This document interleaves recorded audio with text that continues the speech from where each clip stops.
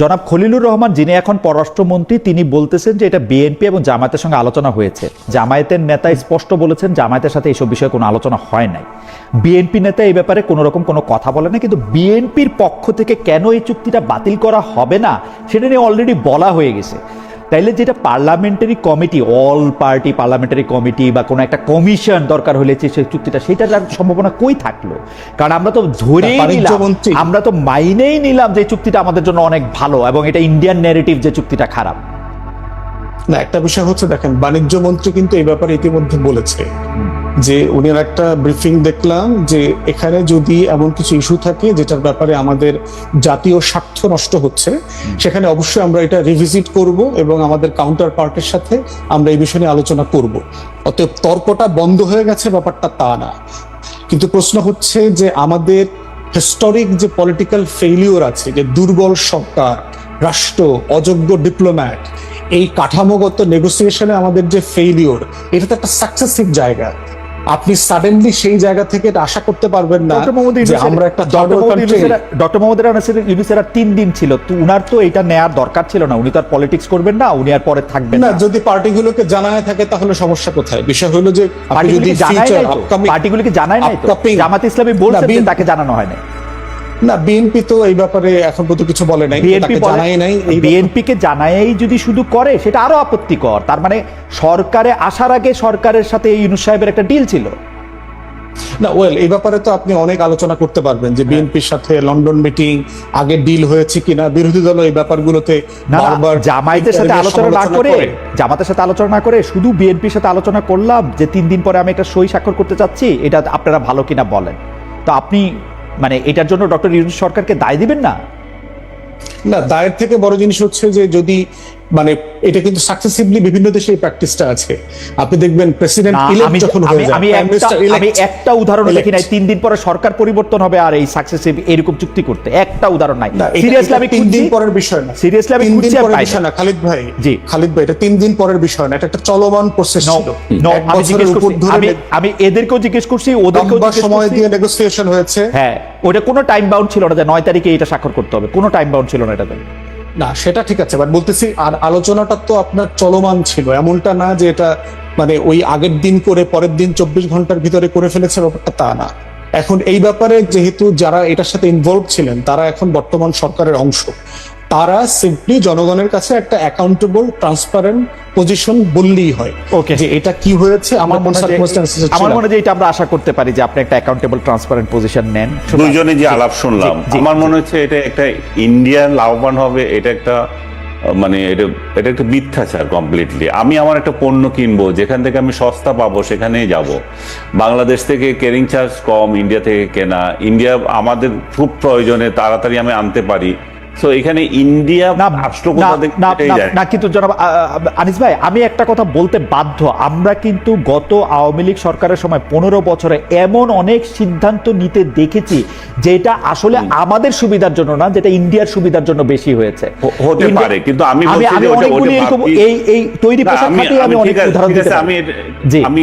আমি ওটাতে দ্বিমত করছি না, কিন্তু আমি বলছি যে আমি এখন কোনো চুক্তি নাই মনে করো, এই অবস্থা আমার যেখান থেকে সুবিধা হবে আমি সেখান থেকে নেবো। আমি পাম অয়েল কেন মালয়েশিয়া থেকে না এনে আমেরিকা থেকে নেবো? কোন যুক্তিতে? আমার বোয়িং কেন কিনতে হবে? আমার তো এর বিকল্প থাকতে পারে, আমি অন্য দামে অন্য থেকে কিনতে পারি।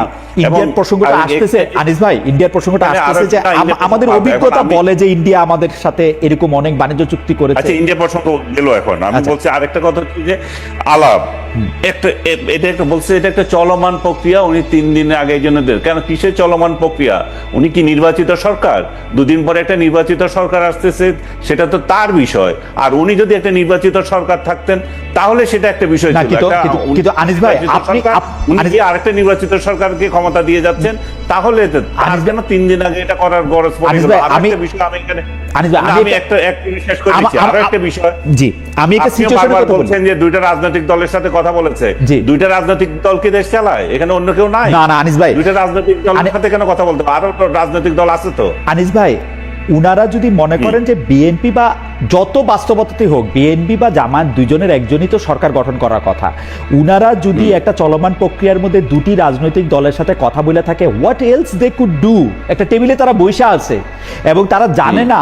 আমি ব্যারিস্টার ফুয়াদের কথার সাথে একমত যে জনাব ডোনাল্ড ট্রাম্প, যার সেনিটি নিয়ে এই পৃথিবীর সবার সন্দেহ আছে, সে কখন কি করবে, তখন ওদের কাজ কি? ওরা কি চুক্তিটাকে ওইখানে বলবে যে ভাই এই চুক্তি যেমন আছে তেমন আছে, আমি চলে গেলাম, নাকি ও দুইটা পলিটিক্যাল পার্টির সাথে আলাপ করে চুক্তিটাকে আগায় নিয়ে যাবে? কি করবে সে? না, ও বলবে আমার নির্বাচিত সরকার আসতে দেবো, সারা ওয়ার্ল্ড আমার নির্বাচিত সরকারের জন্য ওয়েট করছে। কিন্তু ও যদি পলিটিক্যাল পার্টির সাথে কথা বলে থাকে আনিস ভাই, তাইলে তো আমি ওর কোনো দোষ দেখি না। ও যদি পলিটিক্যাল পার্টিগুলির সাথে কথা বলে থাকে, এখন প্রশ্ন হচ্ছে না সেটাতে আমি দোষ দেখছি না, কিন্তু তারপরও জনরায়ের প্রতি শ্রদ্ধা জানিয়ে তার ওয়েট করা উচিত ছিল। আপনার কাছে একটু দুইটা বিষয় একটু আমি জানতে চাইছিলাম।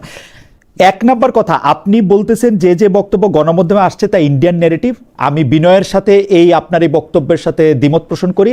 আমি মনে করি চুক্তিটা খারাপ হয়েছে। আমি আপনাকে পয়েন্ট পয়েন্ট পয়েন্ট করে দেখিয়ে দিতে পারবো। আমি 36 পৃষ্ঠা চুক্তিটা পড়েছি, আমার কাছে মনে হচ্ছে এটা খুবই খুবই খুবই বাজে। আমিও পড়েছি, হ্যাঁ, বাজে চুক্তি হয়েছে। সেকেন্ড, ওই সময় টেরিফ 39% ছিল না, ওই সময় টেরিফ ছিল 20%। যখন চুক্তিটা হয় সে 20% থেকে নামিয়ে এটা 19% আনা হয়েছে। থার্ড, আপনি এটা রিসিপ্রোকাল টেরিফের কথা যেটা আপনি বলেছেন, এই চুক্তি হওয়ার আগেই সেই রিসিপ্রোকাল টেরিফ আসলে যুক্তরাষ্ট্রের বিচার কাঠামোতেই সেটা বন্ধ হয়ে গেছে। এবার আসি ফোর্থ কথায়, এইটার কোনো টাইম বাউন্ড ছিল যে আপনি এটা 9 তারিখে করবেন, 13 তারিখে না, বা 15 তারিখের মধ্যে করবেন, এরকম কোনো টাইম বাউন্ড কোথাও ছিল না। Last but not the least, আমরা এই চুক্তিতে কি কি করতেছি সেইটা ওই সরকার আমাদের একটু বারের জন্য আমাদেরকে জানায় না, এটা গোপন করে রাখছে।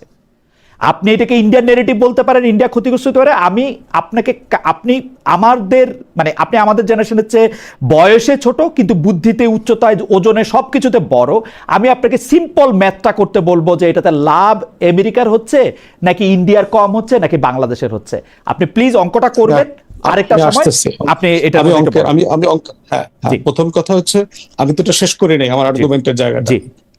দ্বিতীয় হচ্ছে যে ন্যারেটিভের বাইরে এসে যেই সাবস্ট্যান্টিভ ডিসকাশনটা দরকার ছিল আমাদের, সেই ডিসকাশনটা আমাদের গণমাধ্যমে আমরা দেখতে পাচ্ছি না। এখন দেখেন আমরা কি জিনিস করি। আনিস ভাই ডাম্পিং গ্রাউন্ড বলছেন কৃষি পণ্যের, আমরা কি ইন্ডিয়ান কৃষি পণ্যের ডাম্পিং গ্রাউন্ডে পরিণত হই নাই? গত 50 বছরে আমার চাল, ডাল, আলু, পেঁয়াজ যাই লাগে, আমার এই যে প্রায় $20 বিলিয়ন আমি জিনিসপত্র কিনি, আপনার বৈধ অবৈধ ব্ল্যাক মার্কেট সবকিছু মিলায়। তো সেইখানে আপনি আমেরিকার মতো একটা দেশের সাথে নেগোশিয়েট করবেন কোন কোন জায়গাতে? দেখেন, যেই তুলাটার ব্যাপারে বলা হচ্ছে 2.5 to 3 বিলিয়ন ডলারের কটন, যেটা ইন্ডিয়া থেকে আনা হতো, এটা এখন আমেরিকা থেকে আনা হবে। এটার বিনিময়ে আমেরিকা কি বলছে?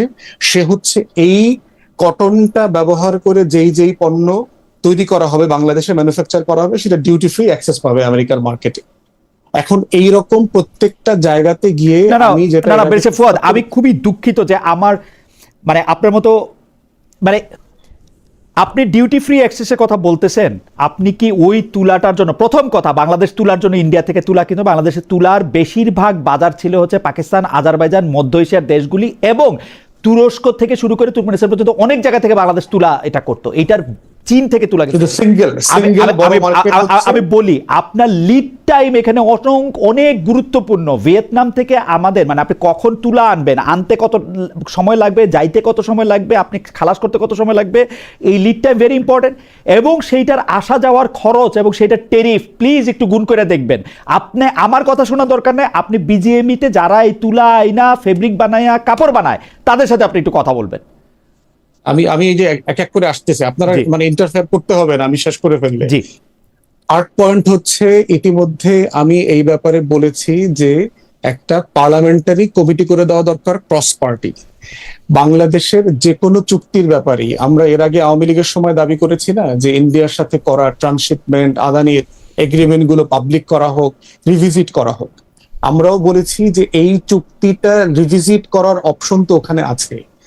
তো সেইখানে যেখানে যেখানে আমার সেই অপশনটা রিভিজিট করবার স্পেস আছে, আমি কেন একটা ক্রস পার্টি কনসেনসাসে আসতেছি না? এখানে মানে চুক্তিটার সাবস্টান্সে আপনি তো নেগোশিয়েট করার সুযোগ আছে। আপনি এখনই পক্ষে বিপক্ষে মানে ইন্টারিম অ্যাডমিনিস্ট্রেশন একে জানাইছি কিনা ওকে জানাইছি কিনা, এটা একটা চলমান প্রসেস। 1 বছরের উপর ধরে এটা নেগোশিয়েটেড হয়েছে। ফ্রি ট্রেড এগ্রিমেন্ট আমেরিকার সাথে বহু দেশ নেগোশিয়েট করতেছে। এখন আপনি এটা বলতেই পারবেন আমেরিকার মতো একটা দেশের সাথে আমাদের নেগোশিয়েট করার ক্যাপাসিটির জায়গাতে আমরা কি আসলে খুবই আপার হ্যান্ডে থাকি? এরকম তৃতীয় বিশ্বের দেশগুলো কি সেটা করতে পারে? সেই ক্যাপাসিটি আমরা ডিসপ্লে করতে পারি নাই, হিস্টোরিক্যালি পারি নাই, শুধু এইবার না। তো এই জন্য যেটাগুলো আপনাকে বলেছি যে আমাকে ইন্টারাক্ট করার দরকার নাই, আমার যেটা আমি প্রস্তাব করেছি অলরেডি পাবলিক প্লেসে একটা ক্রস পার্টি কমিটি করে দেন, এখনো তো স্ট্যান্ডিং কমিটি হয় নাই, যারা এটা পুরোটা রিভিজিট করুক কোথায় কোথায় আমার দেশের স্বার্থ সংরক্ষিত হচ্ছে না। আপনার মনে থাকার কথা ভারতের মাধ্যমে প্যারিসের প্রাইম মিনিস্টার আসছে না, শেখ হাসিনার একেবারে শেষের দিকে আমাদের উপরে কতগুলো এয়ারবাস চাপিয়ে দেয় এরকম চুক্তি হওয়ার সম্ভাবনা তৈরি হয়েছিল কিনা? সেখানে দেখেন প্রতিবারই সুপার পাওয়াররা আমাদের মতো তৃতীয় বিশ্বের দেশগুলোকে এভাবে ম্যানিপুলেট করে। এই করাটাকে আপনি কিভাবে ডিল করবেন? তারপরে ট্রাম্পের মতো একটা পাগল আছে, আপনার ম্যানিয়াক প্রেসিডেন্ট ওখানে আছে। এই জন্য আমরা বলেছি যে নিজেদের ভিতরে সাবস্ট্যান্টিভ কনভারসেশনটাকে গভর্নমেন্ট লেভেলে ডিল করা দরকার। আপনি প্রয়োজনে এটা রিভিজিট করেন, ক্রস সেকশন করে কোথায় কোথায় আমাদের এটা অ্যাড্রেস করতে হবে, কোথায় কোথায় আমরা রিজলভ করতে পারবো। আপনার এই বক্তব্যের সাথে আমি সম্পূর্ণ একমত, কিন্তু যেটা আপনি খেয়াল করেছেন কিনা যে জনাব খলিলুর রহমান যিনি এখন পররাষ্ট্রমন্ত্রী তিনি বলতেছেন যে এটা বিএনপি এবং জামায়াতের সঙ্গে আলোচনা হয়েছে। জামায়াতের নেতা স্পষ্ট বলেছেন জামায়াতের সাথে এইসব বিষয়ে কোনো আলোচনা হয় নাই। বিএনপি নেতা এই ব্যাপারে কোনো রকম কোনো কথা বলে না, কিন্তু বিএনপির পক্ষ থেকে কেন এই চুক্তিটা বাতিল করা হবে না সেটা নিয়ে অলরেডি বলা হয়ে গেছে। তাইলে যেটা parliamentary committee, all party parliamentary committee বা কোনো একটা কমিশন দরকার হলে সেই চুক্তিটা, সেটার সম্ভাবনা কই থাকলো? কারণ আমরা তো ধরেই নিলাম, আমরা তো মাইনেই নিলাম যে চুক্তিটা আমাদের জন্য অনেক ভালো এবং এটা ইন্ডিয়ান ন্যারেটিভ যে চুক্তিটা খারাপ।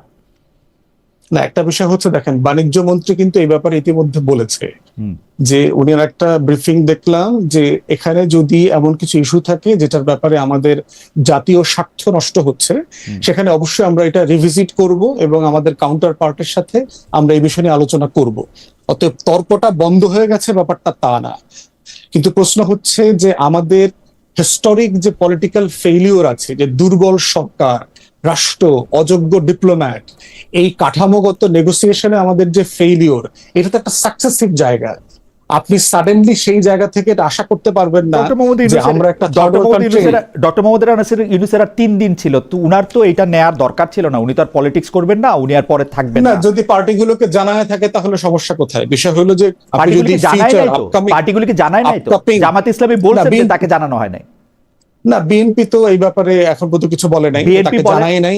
বিএনপি কে জানাই যদি শুধু করে সেটা আরো আপত্তিকর। তার মানে সরকারে আসার আগে সরকারের সাথে ইউনূস সাহেবের একটা ডিল ছিল না। ওয়েল, এই ব্যাপারে তো আপনি অনেক আলোচনা করতে পারবেন যে বিএনপির সাথে লন্ডন মিটিং আগে ডিল হয়েছে কিনা। বিরোধী দল এই ব্যাপারগুলোতে বারবার জামায়াতের সাথে আলোচনা না করে শুধু বিএনপির সাথে আলোচনা করলাম যে 3 দিন পরে আমি একটা সই স্বাক্ষর করতে চাচ্ছি, এটা আপনারা ভালো কিনা বলেন। তো আপনি মানে এটার জন্য ডক্টর ইউনূস সরকারকে দায় দিবেন না? না, দায়ের থেকে বড় জিনিস হচ্ছে যে যদি মানে এটা কিন্তু সাকসেসিভলি বিভিন্ন দেশে এই প্র্যাকটিসটা আছে। আপনি দেখবেন প্রেসিডেন্ট ইলেক্ট যখন হয়ে যায়, আমি একটা উদাহরণ দেখি নাই 3 দিন পরে সরকার পরিবর্তন হবে আর এই সাকসেসিভ এরকম চুক্তি করতে একটা উদাহরণ নাই। সিরিয়াসলি আমি 3 দিন পরের বিষয় না, সিরিয়াসলি আমি 3 দিন পরের বিষয় না খালিদ ভাই। জি খালিদ ভাই, এটা 3 দিন পরের বিষয় না, এটা একটা চলমান প্রসেস ছিল।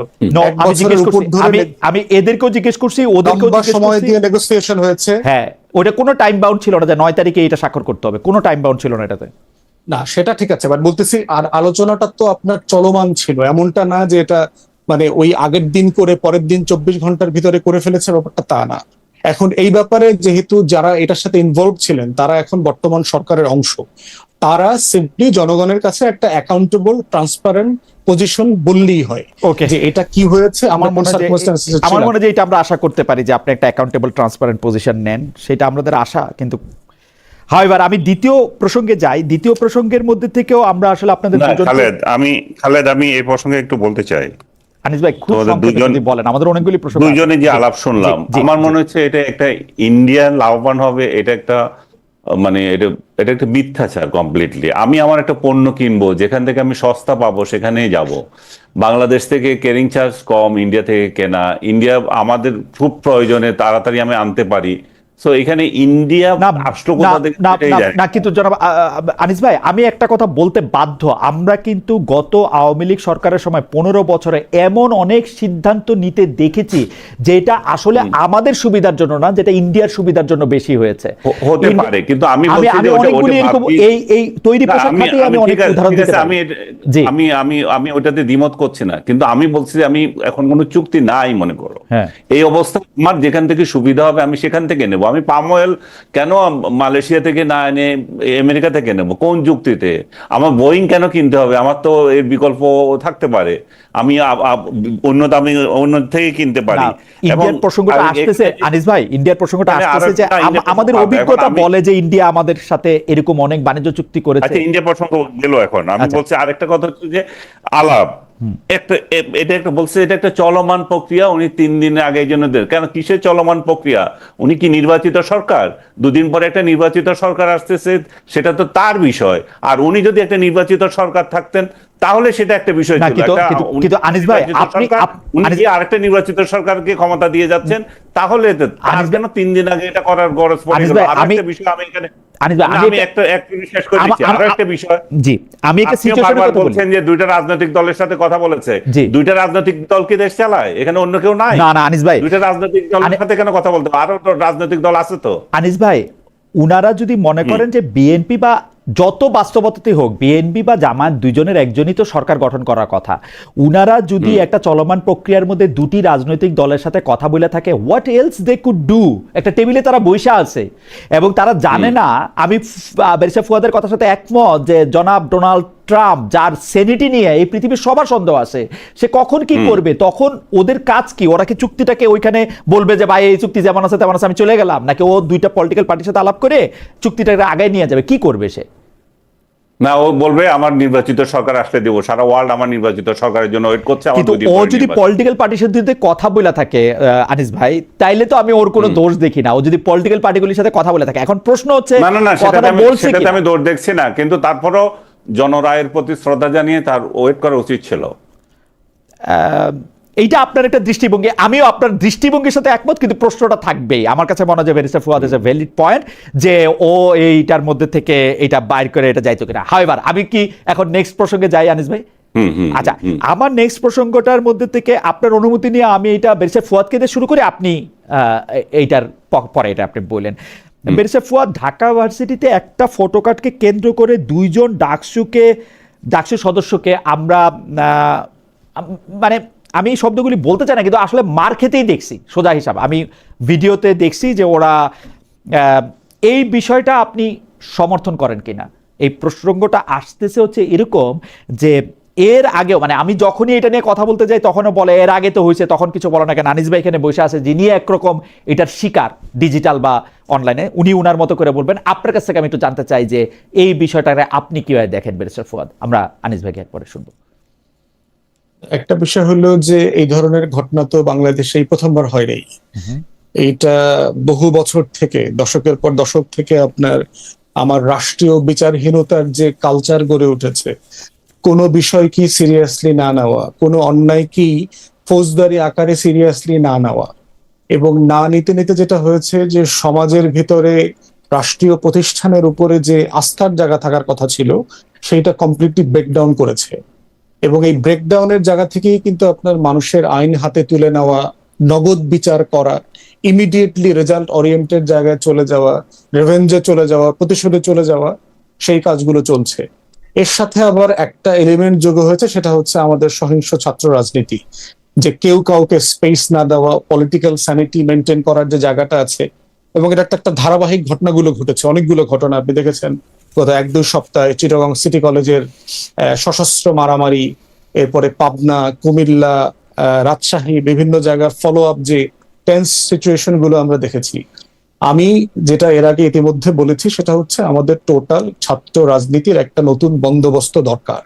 এটা খুব মাইক্রো একটা ইনসিডেন্ট, এটা একটা ম্যাক্রো সলিউশনে যাইতে হবে। আদারওয়াইজ যেটা হবে, এই ধরনের ছাত্র সংঘর্ষ ছাত্র সংগঠনের বিরুদ্ধে টেনশন, একজন আরেকজনকে মারধর করা সুবিধা মতো, এবং সেই শক্তির মহড়া দিয়ে রাজনীতি করবার যে সংস্কৃতি, সেখান থেকে বের হয়ে আসা দরকার।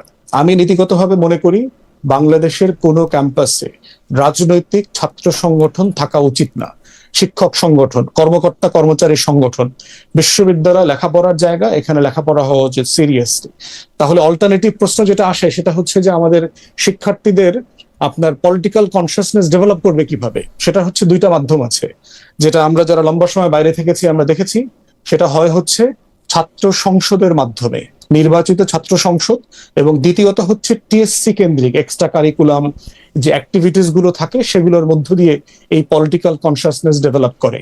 এই ম্যাক্রো সলিউশন নিয়ে যদি আমরা কাজ করতে না পারি, যে একটা নতুন রাজনৈতিক বন্দোবস্ত দরকার সবার মধ্যে ছাত্র রাজনীতি বিষয়ে, তাহলে হচ্ছে সিম্পলি এই ঘটনা, তারপরে চিটাগাংয়ের মারামারি অথবা কুমিল্লা পাবনার মারামারি, এগুলো বিচ্ছিন্ন আকারে আমরা আলাপ করে এটা সমাধানে যেতে পারবো না। ওকে, ব্যারিস্টার ফুয়াদ, আমার দুইটা বিষয় আপনার কাছ থেকে একটু জানার ইচ্ছা। একটা হচ্ছে যে আপনি বলতেছেন যে যেহেতু রাষ্ট্রে বিচার না পাওয়ার একটা সংস্কৃতি, বিচার না করার একটা সংস্কৃতি চালু হয়েছে, সেই ব্রেকডাউনের জায়গা থেকে আইন হাতে তুলে নেওয়া হয়েছে। আমার প্রশ্ন, আমি এই ধরনের কথা আপনাকে বহুবার বলতে শুনেছি, আসলে আপনার মতের এই জায়গায় আপনি আসলে খুবই কনসিস্টেন্ট আছেন। আমার প্রশ্ন হচ্ছে যে এই আইন হাতে তুলে নিয়ে কি বিচার প্রক্রিয়ার উপর আস্থা ফিরিয়ে আনা সম্ভব? এক। দুই, আমরা কিন্তু বিচার হয় না বইলা, বা বিচার বড়লোকের হাতে বা আওয়ামী লীগের হাতে চলে গেছে বইলা আমরা এরকম করতেছি, ব্যাপারটা এরকম না। আমি আপনাকে অসংখ্য উদাহরণ দিতে পারবো যে ব্রিটিশ